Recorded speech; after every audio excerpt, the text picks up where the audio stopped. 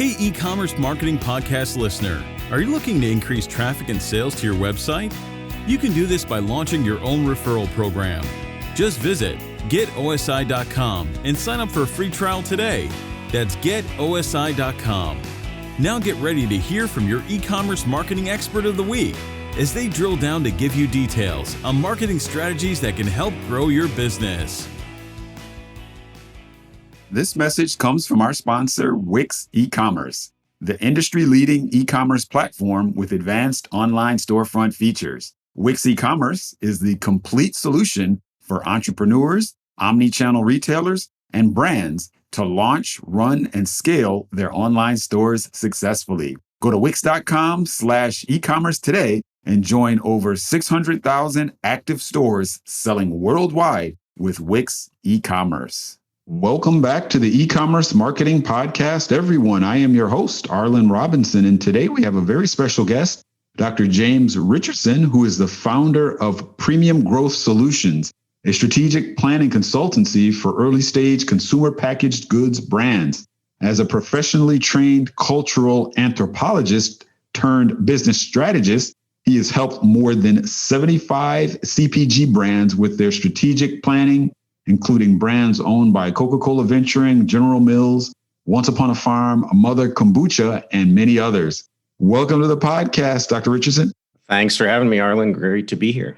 Yes, not a problem. And, I'm really excited to talk to you today because we oftentimes are dealing with a variety of different e-commerce marketing solutions, but I know a lot of our listeners are selling consumer goods, consumer packaged goods rather. And so I think we're going to kind of dig right into that. And you're going to provide some great strategies for growing these types of brands because that really is your bread and butter. But before we get into all of that, why don't you tell us a little bit more about your background and, specifically how you got into what you're doing today? All right. Well, the short version is that in the 1990s, I was in a doctoral program in Wisconsin. I was training to become an anthropologist, and I did. Okay. I did my fieldwork in southern India in the last 3 years of the 90s. I missed most of Clinton's second term. And I missed all the fun. I got to read about Monica in Tamil. Gotcha. So I learned Tamil. I did my dissertation fieldwork. It was a great life-changing experience, but it ended up not being a career, the academic career that is in anthropology, that I was going to be able to continue for a lot of personal reasons, not unrelated to the oversupply of doctoral candidates and very poor networking, which was a major life learning for me. Although honestly, I'm so glad I left. I think that field would have killed me had I stayed in it. But the research was fascinating. And so my passion for the research had not waned at all. And so I went into market research. And I didn't know what market research was. I didn't know what corporate market research was about. But I happened to find a company that was deliberately trying to hire anthropologists to do highly complicated, in-depth interviewing, store research, and nuanced analysis of natural organic food buyers. So I joined that company, and this was like 2003. And so they were at the cutting edge of the natural organic food and beverage trend and were regularly producing sort of canned syndicated reports, but also a lot of custom research for big companies. Unilever, Pepsi, Coca-Cola, those were our clients. But the first client I had was Whole Foods. It was really interesting because I spent an inordinate amount of my personal time before I was married, just living out of hotel rooms and studying Whole Foods shoppers, talking to them in their homes, studying their pantries. So we were doing pretty invasive research that anthropologists were comfortable with it because, what I did for my dissertation was 1,000 times more invasive. Right, I can imagine. So we have an aptitude for it. Most people just really are heebie-jeebied. They can't handle it. Like poking around in people's pantries and not freaking out and thinking that's normal doesn't come naturally. It's a professional skill. And you have to make people comfortable with it. Like you have to crack jokes, make people comfortable. And as you root through their pantries. I could imagine. That this definitely has got to have, you have to develop a rapport before you start digging in people's pantries. Yes, well, yeah, and that's a skill set that I developed in India in the field cross-culturally. And then I developed an American version of it. Whole Foods consumers are actually great because they're super, super paranoid, highly educated, neurotic, paranoid, privacy. Right. So like if you can get in their house and like develop rapport in half an hour, you have skills. Gotcha. And their acting skills, Arlen. But anyway, but I took market research as far as I could after about 5 years, and I got tired of it. People with my kind of background, we have a craving for learning that's a bit abnormal. And so I was getting bored, like intellectually, literally falling asleep at my desk. So I had to find a new challenge. And I found that new challenge working with executives in business, which I didn't see coming. I was kind of forced into it actually by the founder of our company because he thought I had some aptitude to interact with these folks. And so I got into strategy consulting, strategic planning for big food and beverage brands that were slowing down or suffering or wanted to launch a brand extension, but didn't know what would be on trend and how to figure that out and how to connect with consumers. So I became morphed into this. I was a behavior expert in CPG, and then I morphed into a business strategist, how to grow large businesses once again. What led to the book specifically that, is why I'm sort of talking to you today, was the last 5 years of that consulting career. So that's quite a journey you've had. I mean, it is quite a shift. You really wouldn't, to be in the kind of consumer packaged goods field coming from cultural anthropology is not something that you would kind of think somebody would take that path, but you definitely did. And like you said, even though they're kind of worlds apart, there was a large part of that, the skill set that you had, being able to ask a lot of questions of total strangers and do research and develop a rapport. Like you said, there's definitely things that have helped you to what you're doing today. So that's awesome that you're a bit able to kind of to keep those tools in your toolbox, so to speak, and apply it to your day to day. Yeah, I think there's a critical thinking tool set that comes from social science that I use every day. What I don't use is the geeked out theoretical hair splitting. Gotcha. Yeah, I guess that's a whole nother ball of wax, I guess. So as far as brands that are out there, whether they are a startup e-commerce brand, whether they're existing brand, the bottom line is today we're in a huge, super competitive space. The whole situation we're in right now, as far as e-commerce and the numbers, have only been exacerbated because of the COVID-19 shutdowns and how everything has really just been shifted overnight onto online, where people are relying so much more heavily on online sales. And so what typically do you see has been the primary problem with trying to grow a new consumer brand just too quickly? Because I think a lot of brands just get out there and hit the gate, flood all channels with, all of these marketing channels with their ads and things, and just hit the ground running a million miles an hour. What's the problem with doing that? So I think the biggest problem in consumer packaged goods, which I declare to be sort of an oversupplied market. In other words, there's more choices than you actually need, the average consumer, at almost all levels of quality. So it's like the epitome of oversaturated and hyper-competitive. The problem that creates when you go too fast in that situation is that the people going fast, Arlen, they think their product's done, and they're almost always wrong. They think that the package symbolism is perfect, that the sensory profile is perfect, that yada, yada, yada is all good. And the reason for that is that in my field, in my industry, product development takes 2 to 3 years before you even start shipping physical goods to anybody. And so it's a long journey. And so you basically have this enormous sunk, psychologists call it the sunk cost theory of cognitive bias, where you really desperately want to believe that it's done.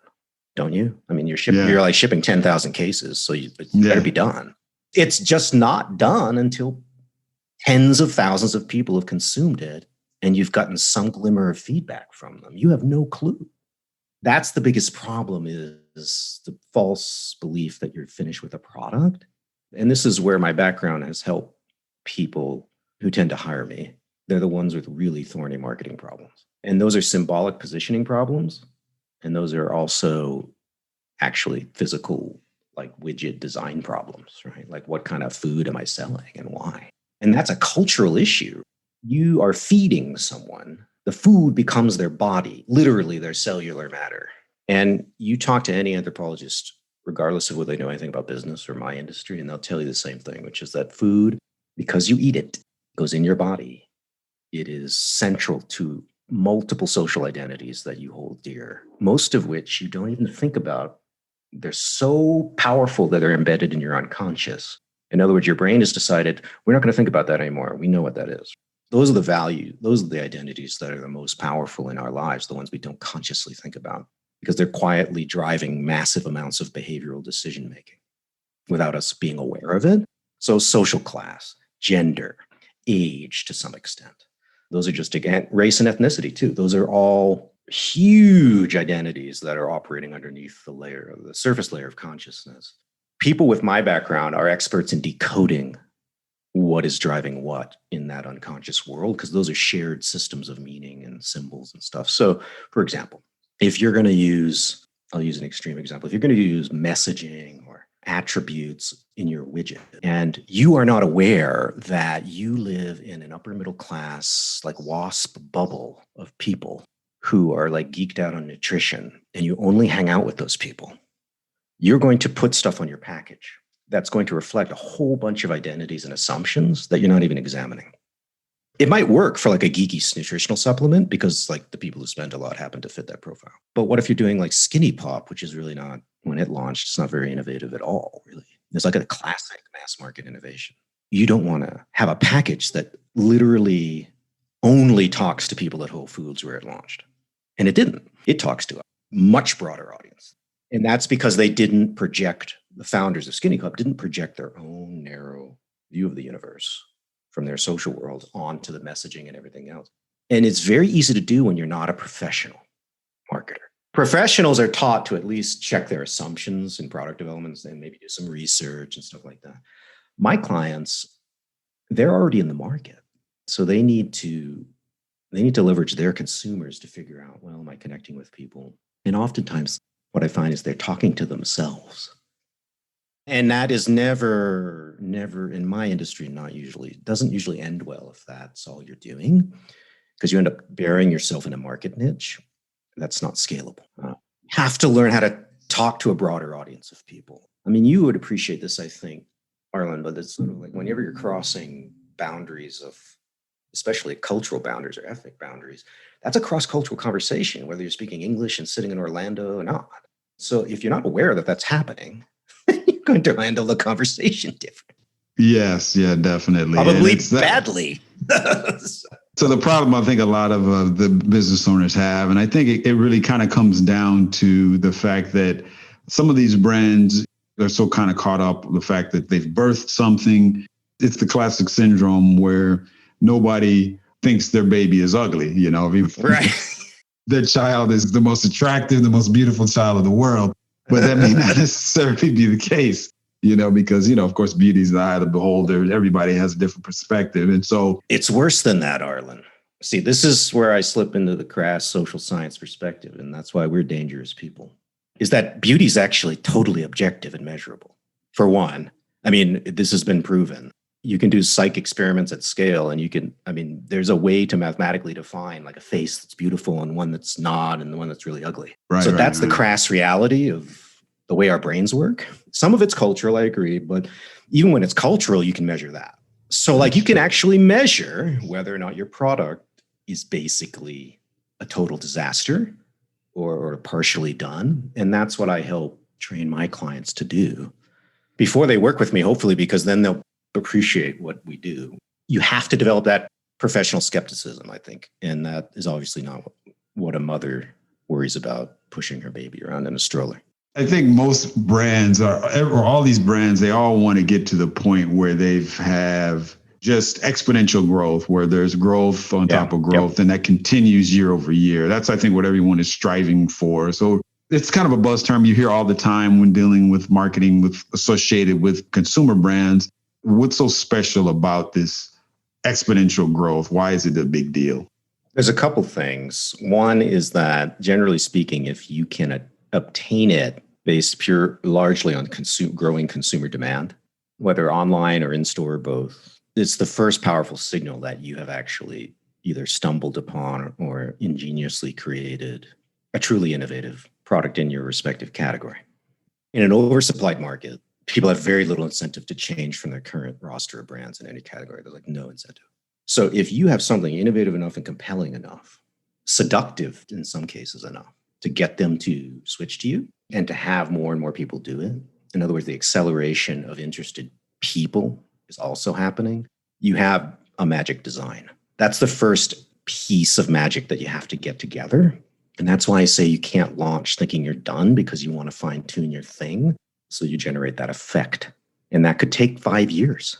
I've seen it take that long, because you've got to give it time to soak in the market, get data, do research with your consumers, learn, optimize, tweak. And it's been done multiple times. I mean, I think that the problem with even some of the examples in my book is that they went out of the gate and they won almost too quickly.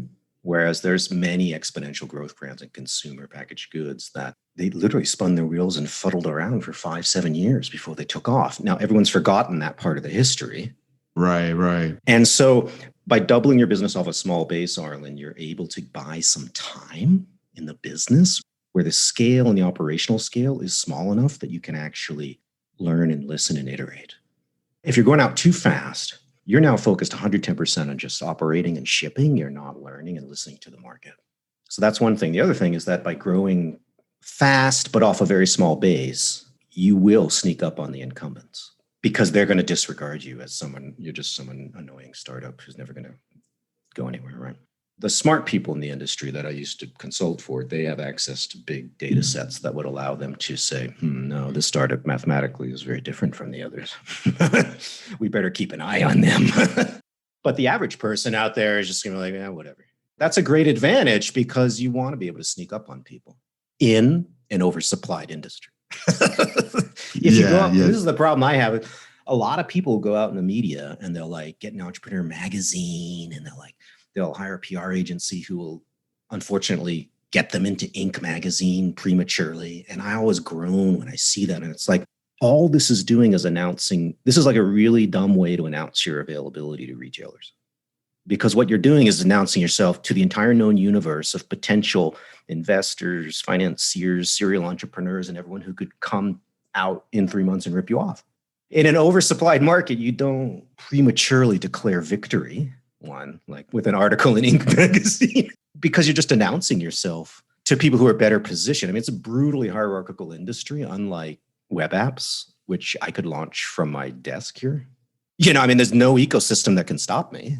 But in my industry, there's an old boys network still that's largely in control of all the major things like the shelving. And they're happy to take your little startup idea and rip it off. Yeah. I always think about that because I'm a huge fan of the show Shark Tank. And I see these companies that come on there and I wonder that same question is that there, like you said, a show like that has a platform like that, a brand kind of coming out, announcing themselves to the world. You got to wonder what their motives are there. I know what they are. Their motives are PR. The problem is that the people who do well in my industry, they don't need to go on Shark Tank, to raise money, because those deals are horribly toxic deals. Any investor would do. Second, the only reason to go get PR is to raise money at that small scale. You will get a spike in sales, like people who sell online or QVC or something like that. They'll get a huge spike off Shark Tank. I've seen it in multiple client case studies with people I've worked with. They'll get a massive spike. I had a client this summer who literally maxed out production and actually had to go. They basically had their D2C business shut down for 2 months. They couldn't ship to the subscribers because the Shark Tank thing took off too well. Oh, wow. So that's not good. And in their case, they were like a third mover. So it made sense to get PR because they needed to chase people who are ahead of them. But generally speaking, it's a bad idea because the people who watch Shark Tank, aside from weirdos like me, it's all private equity people, Arlen. It's all people who are totally set up to rip off your idea. I see. So really, the purpose of get on there, like you said, it's a PR move, but you have to be mindful of the fact that you're announcing everything to the world and people you're showing your cards at the poker table. Yeah. It's not how you play poker, man. I am a New Englander, so I'm a little more paranoid than most, but I'm very much a proponent of being cagey in the beginning. Yeah, that is true. And especially in a hyper competitive market where people have access to so much now, and to spin up ideas, rip them off, it doesn't take much to do it. So yeah, I understand that paranoia. Yeah, the barriers have come down to launching a food or beverage. And so it's easier to rip people off. And I see it all Yeah. the time. And I wish people would just focus less on shortcuts, which is what Shark Tank appears to be, and focus more on building the business authentically. Because if you just focus on iterating and generating consumer passion, in every case I've studied, that generally drives 80% of the growth. Yeah, that's really what it comes down to. Yeah, and then the other 20 or 30% are the tactical playbook and everything else, which is important to get right, but it's generally not the decisive factor. Or let me put it this way. You need more tactical brilliance with your marketing playbook if your thing is dull and uninnovative. For 10 years in my old office, I had a sign, and it's a quote from the first guy to write a word of mouth marketing book. And I forget his name. I'm embarrassed. But anyways, and it's a little quote from the book in a cartoon form. And it says, advertising is the cost of being boring. And I've seen it. Like Skinny Pop spent nothing on marketing. They had like no marketing expense at all. They went to $100 million in 4.5 years because the product was perfectly timed and designed to fill a burning gap, right? That's what they always say. Those true brands that explode, they sell themselves so that they don't require a whole lot of... Yeah, and most people aren't in that situation. And yeah, obviously most those aren't. are the folks that work with you and work with me, right? They need a little more tweaking and they need a nudge, but there's no point. I mean, the best agency people that I work with and refer clients to, that they've seen it in their own roster, which is that the ones that using the same techniques, the ones that outperform are the ones who had a truly compelling product with rabid fans, and they were first to scale, so they didn't have too much competition for that innovation. Yeah, that makes sense, but that's definitely kind of rare these days. As we get ready to wrap things up, you say in your book that weird just doesn't sell. So can weird eventually become cool? And are consumers really ready to try new brands, especially during this global pandemic? So weird can become cool, but there's some limits on that. That's a symbolic transformation that fascinates me as an anthropologist, but it's also the biggest thorny, unsolved problem methodologically in marketing of consumer packaged goods is how do you deconstruct why kale chips has failed to scale, why no one drinks liters of aloe juice, despite all the health properties, despite like 20 brands trying for 20 years to scale it, none of whom you've heard of because they've all failed. And whereas Greek yogurt takes off very quickly. So I've spent years deconstructing sort of the rules behind product design and some of them are in the book that explain how something could be rare, but doesn't come off as weird. Weird, I picked that word because it's pejorative, right? You say something that's weird is a negative state. So it's an alienated negative state of being. So if the product's weird, then there's something, symbolism is off-putting, or maybe the flavors seem weird or inscrutable. This happens a lot in food and beverage innovations. People get way too geeked out and do something really obscure. And all they have is this widget full of weirdness.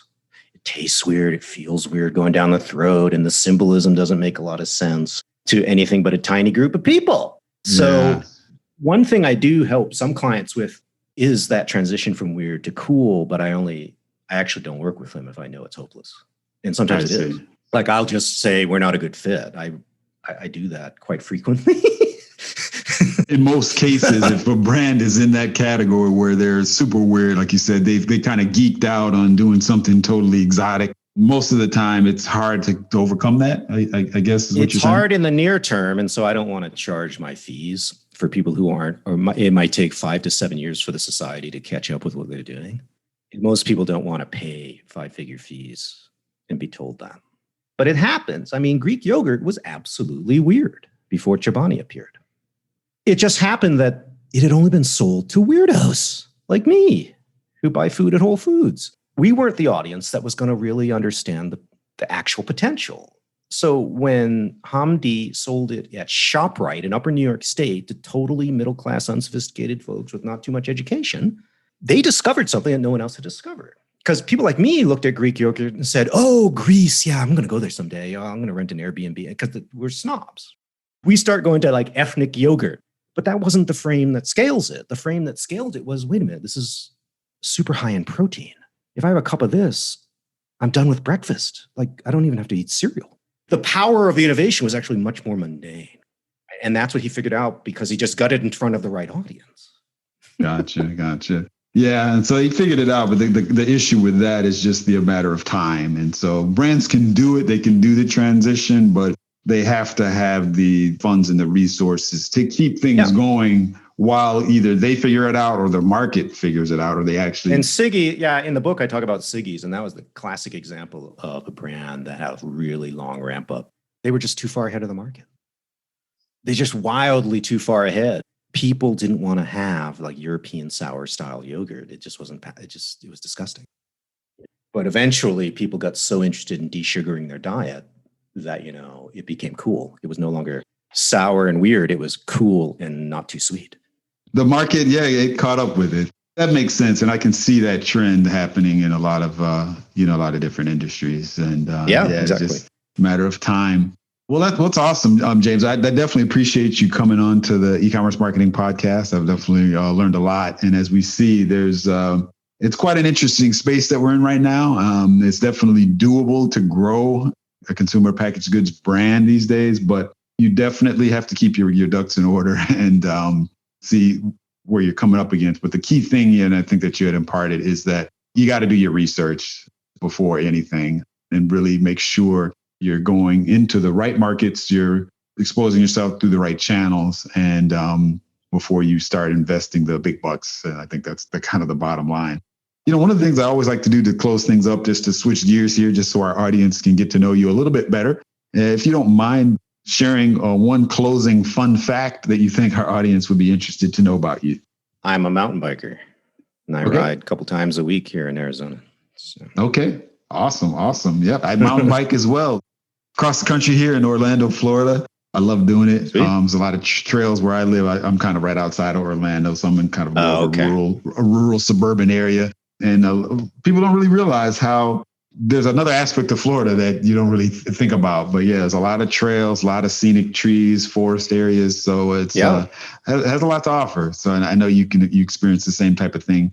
Just kind of different climate, of course, in Arizona, but you can really explore things pretty good on a mountain bike for sure. Well, great, James. Well, thank you for sharing that. I appreciate it. And lastly, before I let you go, if any of our listeners want to get in touch with you and pick your brain any more about, growing their own brands, what is the best way for them to get in contact with you?